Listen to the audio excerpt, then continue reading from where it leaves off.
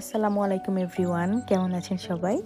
তো চলে এলাম এনাদার একটা ব্লগ নিয়ে। এটা হচ্ছে ব্লগ নাম্বার 2 আমার চ্যানেলে।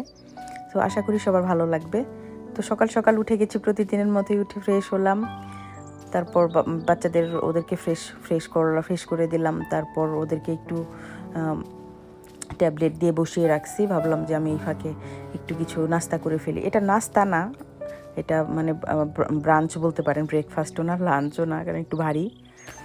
আসলে আমি মাঝে মধ্যেই চেষ্টা করি আমার বাচ্চাদেরকে একটু দেশি খাবারের স্বাদটা দিতে। ওরা তো আসলে ইংলিশ খাবারটাই, এখানে বার্গার, স্যান্ডউইচ, দেখা যায় কর্নফ্লেক্স, এগুলোই বেশি খায়, সিরিয়াল। কিন্তু আমি বিশেষ করে আমার ছেলেটা তো দেশি খাবার খেতেই চায় না, বাট আমি জোর করেই ওকে দিই, ওকে আমি জাস্ট অভ্যস্ত করার চেষ্টা করি। বাট মেয়েটা আলহামদুলিল্লাহ এই ভাত জাতীয় আমাদের যে দেশি সব খাবার ও খাবে। ও রাইস জাতীয় খাবার খুবই পছন্দ করে মেয়েটা, মাশাল্লাহ। বাট আমি এর জন্য আজকে একটু খিচুড়ি বসিয়ে দিয়েছি, বাট খিচুড়িটাতে হলুদ দেইনি, হলুদ ছাড়া, এটা জাস্ট চাল, মসুর ডাল, তারপর আমরা যে ভাতের চালটা খাই, বাসমতি খাই আমরা, সেই বাসমতিটার সাথে আর যে আদা রসুন বাটা, পেঁয়াজ, কাঁচা মরিচ, আরও মশলা টশলা সব দিয়ে মাখিয়ে বসিয়ে দিয়েছিলাম রাইস কুকারে। এই তো হয়ে গেছে এটা, যেরকম ঝরঝরে হয়েছিল মোটামুটি। আর এটা এরকমই হয়, আমার আম্মুকে দেখতাম মাঝে মধ্যেই করতো, এটা খুবই ভালো লাগতো খেতে আসলেই। তো হঠাৎ আমি ট্রাই করি বাংলা খাবার খেতে, সাথে ডিম ভাজি দিয়ে খেয়ে নিলাম, বাচ্চাদেরকে খাইয়ে নিলাম। তো এখন ওরা বলতেছে বাইরে যাবে, তাই ওদেরকে ভাবলাম যে একটু সানস্ক্রিন মাখিয়ে দিলাম। বাইরে অনেক সানি ডে ছিল আজকে, আর এখানে তো রোদটা প্রচুর, একদম স্কিনে এসে লাগে, এরকম অনেক ট্যানও পড়ে যায়। যাই হোক, এই তো চলে গেলাম আমার বাসার পেছনের পার্কটাতে আজকে গেলাম। এটা থেকে আমার ড্রাইভ করে যেতে টাইম লাগে 2 মিনিট টাইম লাগে, এর মধ্যেই চলে আসা যায়। তো আমার মেয়েটাকে আজকে বললাম যে স্যান্ড দিয়ে প্লে করো, ও অনেক দিন থেকে বলতেছিল মামি চলো। বাসার এত কাছে থাকার সত্ত্বেও বের হই না, বাসার অনেক কাজ থাকে, তারপর বাচ্চাদের তো টেক কেয়ার করা লাগে, আবার তার মধ্যে আমার একটা বিজনেস আছে ছোটোখাটো, কাস্টমারও থাকে। তো আজকে একটু কাস্টমারের স্ক্যাজুয়াল ছিল, এর জন্য আমার রান্না কালকেই করে রেখেছি আমি রান্নাগুলো। তো আজকে জাস্ট ভাতটা রান্না করব। তো ওদেরকে নিয়েই তো চলে আসলাম। এটা আমার প্রশান্তির একটা জায়গা। আর এখানে আসলেই কি সবাই কম বেশি সবাই একটু বেশি করে রান্না করে রাখেন। অনেক আপুরা ভাবিরা তো দেখা যায় 5 দিন 7 দিনের রান্না এয়ারটাইট কন্টেনারে করে রেখে দেন। আমি আবার এতটা করি না, আমি 2 দিন ম্যাক্সিমাম খাই, কারণ আমার হাজব্যান্ড ওর আবার এতদিন রেখে খাওয়া ওর পছন্দ না, ও ফ্রেশ খেতে লাইক করে, বাট ফ্রেশ তো পসিবল না। এর জন্য আমি 2 দিনেরটা হয়তো বা করি, বা এমনও হয় প্রতিদিনই কিছু না কিছু টুকটাক করাই লাগে, বাচ্চা যেহেতু আছে বাসায়। তো এই তো ওদেরকে নিয়ে চলে আসলাম। আমার মেয়েটা একটু খুনসুটি করতেছিল, বলতেছিল মামি আসো সুইং করবে, ওবার সুইংটা খুব লাইক করে। তো ওকে ভাবলাম যে ওকে একটু বসিয়ে দিই এখানে। আবার এদিকে ছেলেটা তো অস্থির হয়ে আছে, কখন ওকে ছেড়ে দিব, কখন ও দিবে দৌড়। ও এমন দৌড়াদৌড়ি করে, মাথা পুরাই নষ্ট করে ফেলে, দৌড়ের উপরই থাকে, এরকম করে। তো ওর সাথে দৌড়াদৌড়ি করলে আমি অস্থির হয়ে যাই। তো এই তো ওদেরকে দিচ্ছি। এখন ছেলেটা বলতেছে যে আমাকে দাও। তো ওদেরকে রেখে আবার একটু আমি ভিডিও ক্যাপচার করছিলাম। আর অনেক গরম ছিল বাইরে, আজকে ছিল মনে হয় 24 ডিগ্রি। তো এই তো। আর আমার আসলে কি ওয়েটটা আমি একটু শেয়ার করি এটুক। বেবি হওয়ার আগে আমার ওয়েট ছিল 55 কেজি, এখন আমার 75 হয়ে গেছে। তো 20 প্লাস আমি মানে গেইন করছি। এটা বেবি হওয়ার পরে এটা হুট করে এটা হয়ে গেছে, এটা আসলে কন্ট্রোলে আসতেছে না। তো আমি দেখি আমি ইন্টারমিটেন্টটা স্টার্ট করব। আমি এর আগে ইন্টারমিটেন্টটা করতাম, করে একটু কন্ট্রোলে রাখার ট্রাই করি, কারণ এটা আসলে আমাদের ফ্যামিলিগত, আমাদের সবাই, আমার বাবা, ফুপি, মা তো সবাই অনেক হেলদি, যে কারণে একটা জিনগতভাবে একটা হয়, মোটাটা হয়ে গেছি। তো যাই হোক, আমি সামনে ইন্টারমিটেন্ট ফাস্টিং রুটিনটা স্টার্ট করব, আবার অবশ্যই আপনাদের সাথে শেয়ার করব। আপনারা সাবস্ক্রাইব করে আমার চ্যানেলের পাশে থাকবেন। আর আমার আসলে কানাডার লাইফস্টাইলটাই মোটামুটি দেখানোর চেষ্টা করি। ছোট 2 বাচ্চা একা সামলাতে হয়, তারপরে তো বাসার কাজ, আবার একটু বিজনেসের কাজ থাকে, সব মিলিয়ে দেখা যায় একটু মানে বিজি মম হলেও ওয়েটটা আসলে লুজ করা খুবই টাফ হয়ে যায়, হয় না, হাতের কাছে যা পাই খেয়ে ফেলি। তো আমার একটা বিজনেস পেজ আছে, ফেসবুক পেজ, আপনারা চাইলে ওটাতেও লাইক দিতে পারেন। ওখানে আমি লাইভ হই প্রতি সপ্তাহে 2টা করে। আমার প্রোডাক্ট সেল করি, আমার শাড়ি, ড্রেস, জুয়েলারি, এগুলো ইন্ডিয়া, পাকিস্তান, বাংলাদেশ সব জায়গা থেকে আমি আনি, এনে সেল করি। আলহামদুলিল্লাহ অনেক ভালো রেসপন্স। আপনারা আমার পেজটা ভিজিট করে আসতে পারেন। আমি পিন পোস্ট কমেন্ট ক্যাপশনে দিয়ে দিব। এই তো ওদেরকে ভালো একটু টাইম দিলাম, তো 1 আওয়ারের মতো ছিলাম। তো দেখি যে ঘেমে টেমে অস্থির হয়ে যাচ্ছি। আর ছেলেটাকে স্যান্ডের মধ্যে দিলাম না, কারণ ওকে আমি গোসল করিয়ে ফেলছি, মেয়েটাকে গোসল করাইনি, তাই ওকে ভাবলাম ও স্যান্ড দিয়ে প্লে করুক। এই তো। আর যেটা বলছিলাম, ইন্টারমিটেন্ট ফাস্টিংটা স্টার্ট করব জেনুইন ওয়েতে। আসলে কারো যদি কোনো কিছু জানার থাকে আমাকে কমেন্ট করতে পারেন, কারণ একটু হলেও মোটামুটি আমার নলেজ আছে, কারণ আমি অনেক দিন থেকে আসলে ট্রাই করি, যখন একটু গেইন করে ফেলি তখন একটু কন্ট্রোল করি, এমন করি।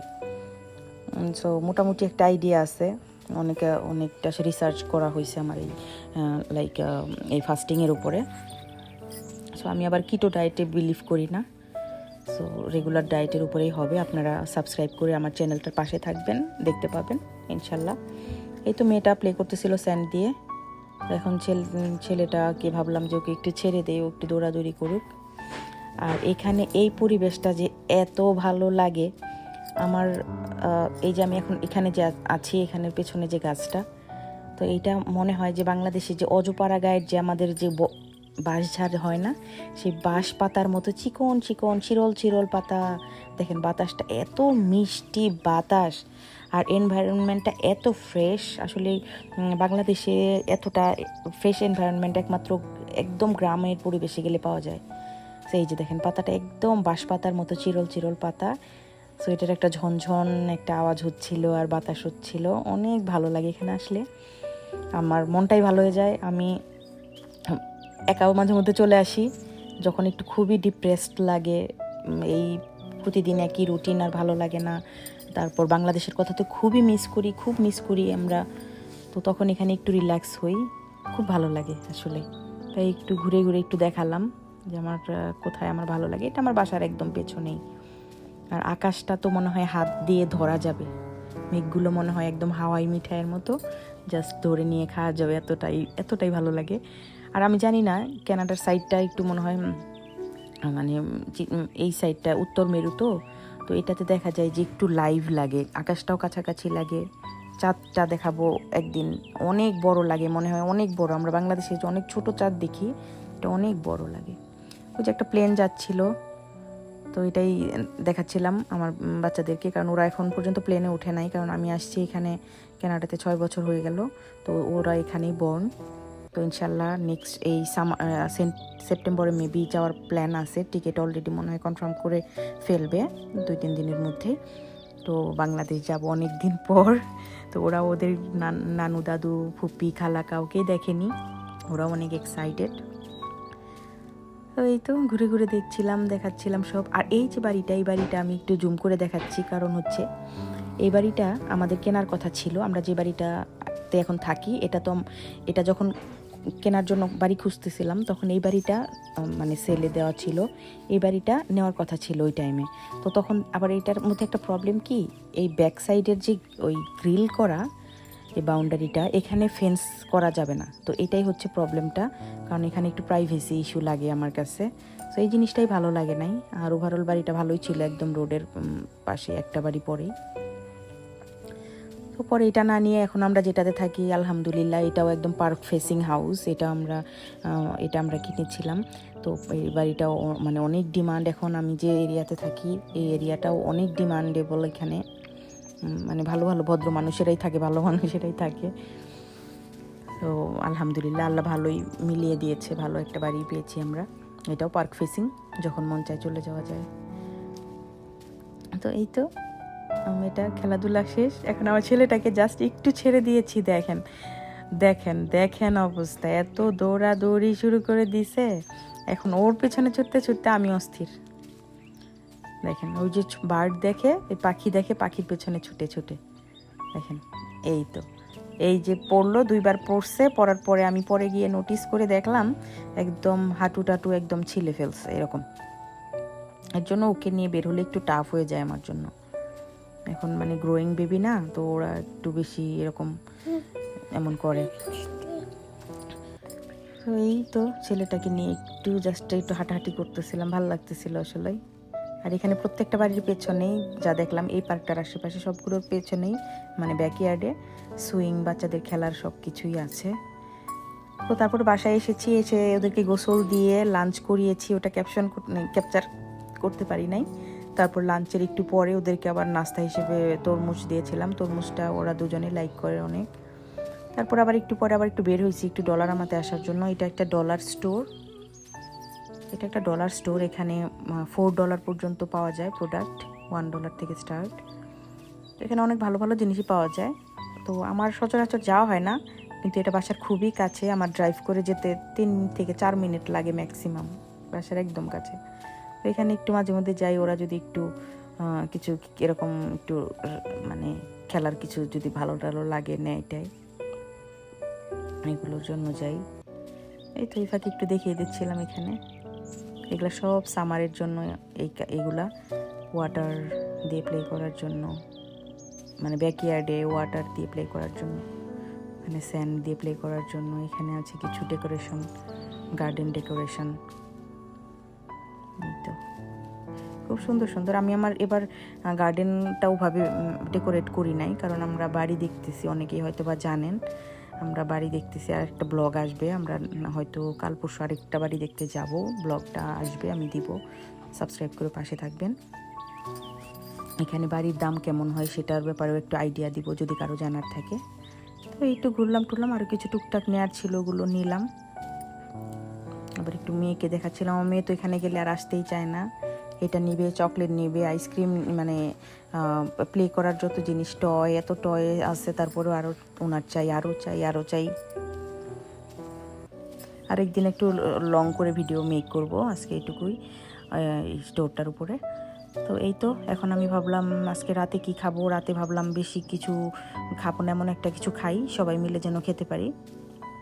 তাছাড়া ওরা তো সসেস টসেস বার্গার এইসবই খেয়ে ফেলে, যখন যেটা দেই এটা ওদের মন মর্জি, ওদেরকে আস্ক করতে হয় অবশ্য, আমার মন মর্জি মতো দিলে হয় না। তো এই তো এটা আমি এখন, এটা আমার একটা মানে কি বলে, এটা আমার একটা রেসিপি। তো আমি এটা মাঝে মধ্যে এটা খাই, খুবই হেলদি। এখানে আমি বেল পেপার নিয়ে নিচ্ছি কিছু কালারফুল, আমার অনেক ভালো লাগে এটা, এই খাবারটা। এটা ইভেন আমি যখন ইন্টারমিটেন্ট স্টার্ট করব তখনও দেখতে পাবেন এই খাবারটা আমি অনেক খাবো, কারণ এটাতে ভেজিটেবলস থাকে। আমি আরও অনেক কিছু দিই, ক্যারেটটা আমার শেষ হয়ে গেছে, ক্যারেট দিই, ক্যারেট, বেল পেপার, তারপরে আরও অনেক কিছু দেওয়া যায়। এখানকার কিছু স্প্রাউট, আরও কিছু ভেজিটেবলস আছে, ইংলিশ ভেজিটেবল, ওগুলোও দেওয়া যায়। আমি এখানে একটু পটেটো দিয়ে দিই, পটেটোটা আমারও ভালো লাগে, আমার ছেলে মেয়েটাও লাইক করে। তো এই যে পটেটো কেটে নিচ্ছি, তারপরে কিছু অনিয়ন দিব, আবার একটু এটাতে আমি সসেসটা দিব। সসেসটা ওরা এমনিতেও সসেসটা লাইক করে মোটামুটি, আর আমিও এটার মধ্যেও দিয়ে দিব। সসেসটাতে প্রোটিনের কাজটা করবে, আর আলুতে তো কার্ব থাকবে, আর একটু ভেজিটেবলসগুলোতে একটু ফাইবার টাইবার সব থাকবে। তো ওভাবেই নিয়ে নিচ্ছি। এই তো আলুগুলো কাট করে নিচ্ছি, একটু বড় হয়ে যাচ্ছে ভিডিওটা, তারপরে একটু দেখেন আমি কিভাবে করছি। অনিয়ন নিয়ে নিলাম। তো আসলে আমাদের আসলে হ্যাবিটটা, আমরা আসলে বাংলাদেশের মানুষ, তো দেখা যায় আমরা রাইস যেগুলাতে আছে ওগুলাতেই আমরা ইন্টারেস্টেড। তো রাইস রিলেটেড খাবারগুলি আমরা বেশি লাইক করি। বাট এখানে যারা মানুষজন, ওরা দেখি, ওরা যেমন আমরা চিকেনটা ভাতের সাথে খাই, ওরা চিকেনটা এমনিই খায়, সালাদের সাথে খায়, বা অন্য কিছু করে খায়, ভাতের সাথে না। যাই হোক, এখানে আমি দিয়ে দিচ্ছি একটু অনিয়ন পাউডার দিব, একটু গার্লিক পাউডার, তারপর কিছু ইটালিয়ান মিক্স হার্ব এটাও দিব, আর এখানে দিচ্ছি ফ্রেশ ব্ল্যাক পেপার। তারপরে আরও দিব কিছু অলিভ অয়েল দিয়ে দিব, আপনারা ভেজিটেবল অয়েলটাও দিতে পারেন যেটা আপনারা রান্নার জন্য খান। আর এখানে প্যাপরিকা দিয়ে দিলাম, কিছু সল্ট দিচ্ছি। তো এখন এটাকে ভালো করে মিক্স করে প্রথমে আমি পটাটোগুলো আগে দিয়ে দিব এয়ার ফ্রায়ার। এটা এয়ার ফ্রায়ারে করবো, এয়ার ফ্রায়ারে খুবই শর্টকাট একটা রেসিপি। এয়ার ফ্রায়ারে আমি অনেক কিছুই করি, চ্যানেলটিকে সাবস্ক্রাইব করে পাশে থাকবেন, আমি দেখাবো এয়ার ফ্রায়ারে আমি আরও কী কী করি। আমি অনেক কিছুই করি এয়ার ফ্রায়ারে, অনেক রান্নাই করি মোটামুটি। তো পটাটোগুলো আগে দিব, পটাটোগুলো দিলে যেমন পটাটোটা একটু টাইম নেয় এটা সেদ্ধ হতে, ওটা সেদ্ধ হয়ে যাবে।